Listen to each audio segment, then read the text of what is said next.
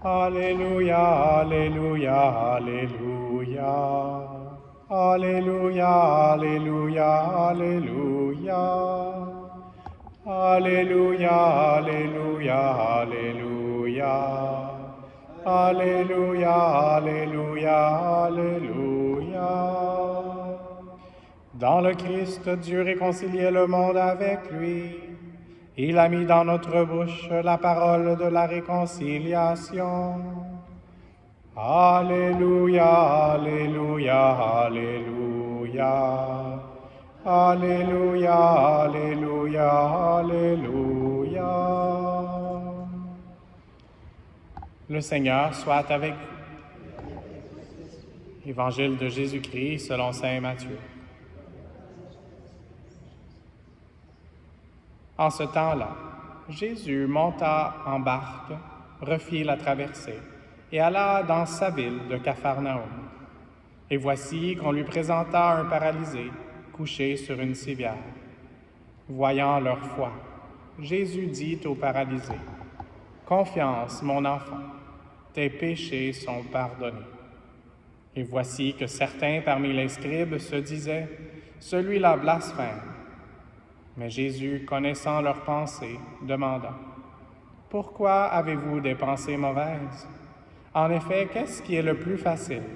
Dire, tes péchés sont pardonnés? Ou bien dire, lève-toi et marche? Eh bien, pour que vous sachiez que le Fils de l'homme a le pouvoir sur la terre de pardonner les péchés, Jésus s'adressa alors au paralysé.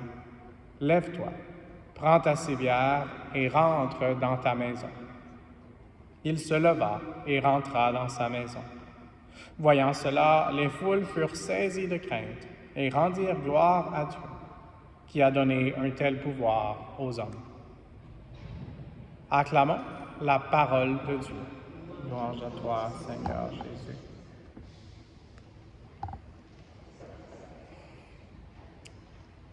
Juste un commentaire bref sur les dernières lignes de cet évangile. Il y a une référence au sacrement de la réconciliation. Jésus prouve qu'il a l'autorité de Dieu le Père Tout-Puissant de pardonner les péchés en faisant l'ordre inverse de la façon dont il agit souvent.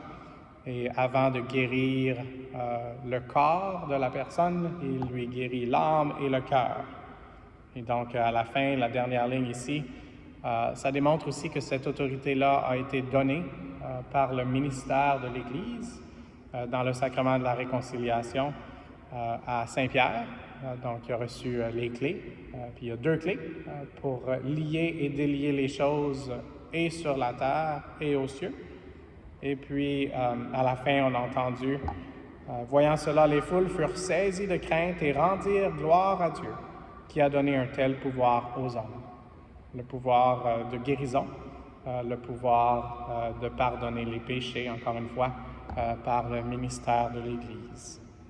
Et puis, je suis content de vivre avec quelques prêtres, donc quand je sens le besoin d'être guéri par le Seigneur, c'est facile pour moi, je n'ai pas besoin de prendre un rendez-vous ou de venir à une heure spécifique pour aller à la confession. Et donc, je rends grâce à Dieu aussi pour cette immense opportunité que j'ai en tant que prêtre qui vit avec d'autres prêtres.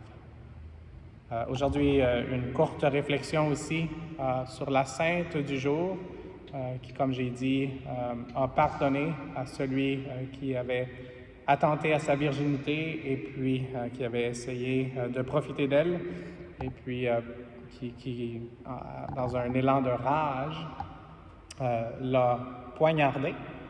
Et puis, ça vaut la peine d'en apprendre un peu plus sur la vie de Sainte Maria Goretti et même de son agresseur. Donc, elle est décédée, elle était très jeune, et donc sa mère était jeune aussi. Et sa mère était avec la personne qui avait tué sa fille lorsque Maria Goretti elle a été béatifiée. Donc, c'est quand même une histoire assez remarquable. Et puis moi-même, j'ai eu la chance d'aller à Rome visiter, mais aussi dans le petit village où se sont passés ces événements-là, et puis à l'église aussi où on a ces reliques.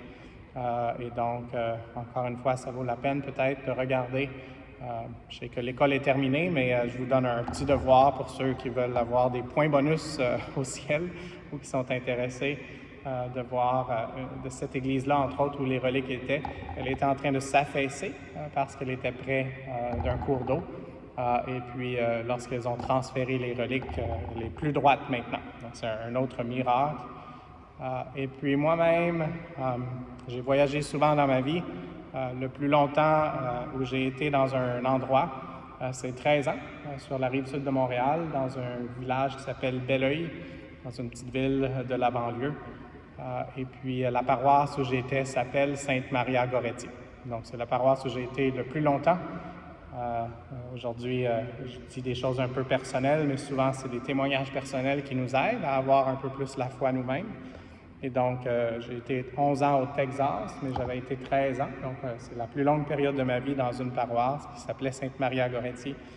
Et malheureusement, cette église, elle a brûlé au complet. Et puis, je suis allé la visiter quelques années plus tard.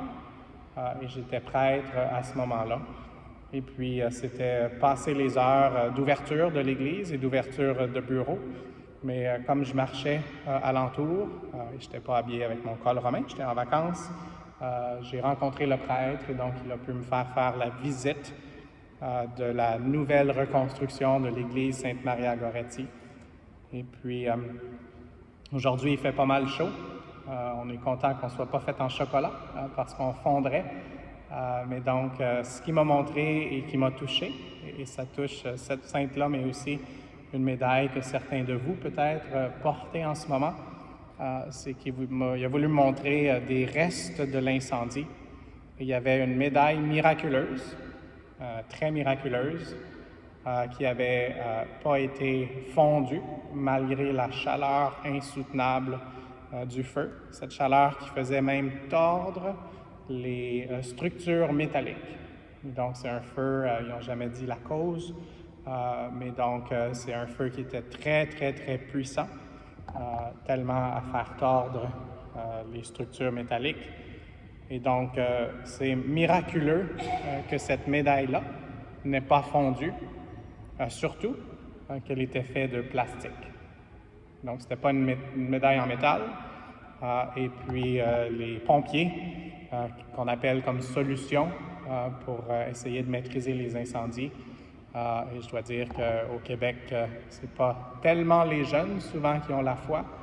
Donc, je pense que c'était un clin d'œil, un clin de Dieu, du Seigneur, pour qu'ils puissent voir quelque chose qu'ils ne pouvaient pas expliquer. Comme on a vu le miracle aujourd'hui, les miracles continuent et c'est à nous de les recevoir, d'y croire et puis de les partager avec les autres pour augmenter leur foi. Alors, demandons au Seigneur de nous aider aujourd'hui. Et dans la première lecture, une très belle lecture qu'on aurait pu fermer les yeux et imaginer, c'est déjà un prélude à la mort et la résurrection de Jésus qui s'est offert en sacrifice. Et puis, on est appelé à imiter, essayer d'être plus comme Jésus. Et c'est d'une certaine façon ce que Isaac faisait. Puis c'est sûr que Jésus, c'est le modèle par excellence. Donc, Isaac est une version imparfaite. Mais Isaac avait confiance en son Père, que par le sacrifice, tout serait bien. Et donc, c'est ça que Jésus, même si lui-même était bouleversé par le sacrifice, il avait confiance en Dieu le Père tellement qu'il a accepté de dire oui, même si au départ il disait d'éloigner cette coupe de lui. Alors pour nous aussi, chargeons-nous du bois, de la croix que le Seigneur veut nous amener, comme nous l'avons dans cette image ici d'Isaac, pour que le fardeau que Dieu nous permet de porter, nous l'unissions à celui de la croix, et pour ainsi pouvoir recevoir les effets de la résurrection, et que de cette façon, plus de personnes peuvent croire au miracle de l'amour infini de Dieu. Et demandons d'une façon spéciale à Sainte Maria-Goretti aujourd'hui de nous donner le courage et la force de pardonner, si on a besoin de pardonner à des gens, et puis d'une certaine façon aussi juste que malgré la chaleur, et peut-être c'est une des choses qu'on peut offrir aujourd'hui, je dis ça puis j'ai le ventilateur qui me rafraîchit, mais que notre oui puisse être un rafraîchissement, pas seulement pour nous, mais pour les personnes qui sont sous le fardeau et puis qu'ils puissent recevoir déjà un peu du prélude des bienfaits que nous allons recevoir pour toujours dans l'éternité, mais qu'ils puissent goûter et voir les merveilles du Seigneur. Amen.